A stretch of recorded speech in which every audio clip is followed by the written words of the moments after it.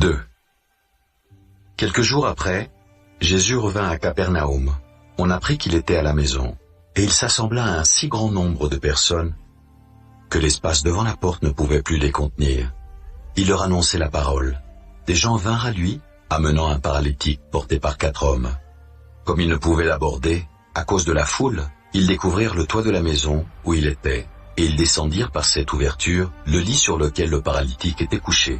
Jésus, voyant leur foi, dit au paralytique, « Mon enfant, tes péchés sont pardonnés. » Et il y avait là quelques scribes qui étaient assis, et qui se disaient au-dedans d'eux, « Comment cet homme parle-t-il ainsi? Il blasphème! Qui peut pardonner les péchés si ce n'est Dieu seul ?» Jésus, ayant aussitôt connu par son esprit ce qu'ils pensaient au-dedans d'eux, leur dit, « Pourquoi avez-vous de telles pensées dans vos cœurs?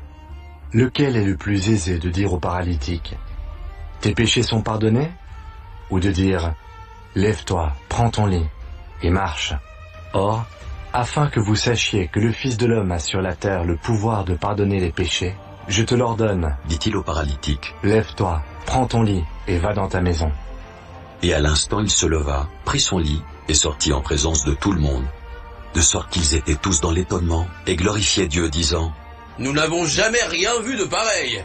Jésus sortit de nouveau du côté de la mer. Toute la foule venait à lui, et il les enseignait. En passant, il vit Lévi, fils d'Alphée, assis au bureau des péages. Il lui dit, « Suis-moi. » Lévi se leva et le suivit. Comme Jésus était à table dans la maison de Lévi, beaucoup de publicains et de gens de mauvaise vie se mirent aussi à table avec lui et avec ses disciples, car ils étaient nombreux et l'avaient suivi. Les scribes et les pharisiens, le voyant manger avec les publicains et les gens de mauvaise vie, dirent à ses disciples, « Pourquoi mange-t-il et boit-il avec les publicains et les gens de mauvaise vie ?» Ce que Jésus ayant entendu, il leur dit, « Ce ne sont pas ceux qui se portent bien qui ont besoin de médecins, mais les malades. Je ne suis pas venu appeler des justes, mais des pécheurs. » Les disciples de Jean et les pharisiens jeûnaient. Ils vinrent dire à Jésus, « Pourquoi les disciples de Jean et ceux des pharisiens jeûnent-ils, tandis que tes disciples ne jeûnent point ?» Jésus leur répondit, « Les amis de l'époux peuvent-ils jeûner pendant que l'époux est avec eux? Aussi longtemps qu'ils ont avec eux l'époux, ils ne peuvent jeûner. Les jours viendront où l'époux leur sera enlevé, et alors ils jeûneront en ce jour-là. Personne ne coud une pièce de drap neuf à un vieil habit. Autrement, la pièce de drap neuf emporterait une partie du vieux, et la déchirure serait pire. Et personne ne met du vin nouveau dans de vieilles outres.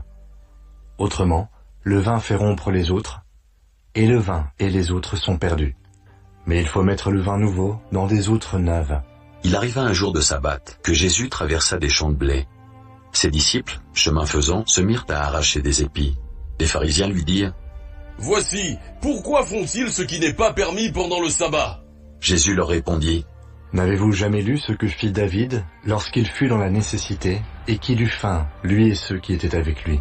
Comment il entra dans la maison de Dieu, du temps du souverain sacrificateur Abiatar, et mangea les pains de proposition qu'il n'est permis qu'aux sacrificateurs de manger, et en donna même à ceux qui étaient avec lui.